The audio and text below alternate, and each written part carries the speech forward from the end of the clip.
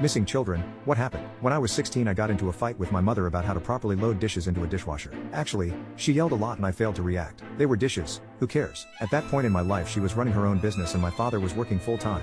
So all of the chores in the house were being done by me personally anyway, and at that point I had been loading the dishwasher incorrectly for the better part of 6 years and felt it didn't matter if she thought it was wrong now. Well, I decided that telling her that was the way to end the argument. As you can probably predict, it did not. She threw me out of the house. In typical teenage fashion, I told her if she threw me out then I wasn't coming back. At that point she had escalated to white-hot rage and said something like we don't want to hear anyway. Well, that was all I needed. And really she should have been paying better attention to me. See, I had gotten a job as soon as I had turned 14 and I had purchased my own car. I had been buying my own clothes and things for years with money from that job. I left and could honestly say that I hadn't taken anything from the house that I hadn't personally paid for. To that end, I left my cell phone on the table. They had no way to get in contact. So, hours later when my mother's anger faded and she realized that she had just thrown her 16-year-old child into the streets over the dishes, she called the police. Well, the police showed up and heard her out. They put out the details on my car to try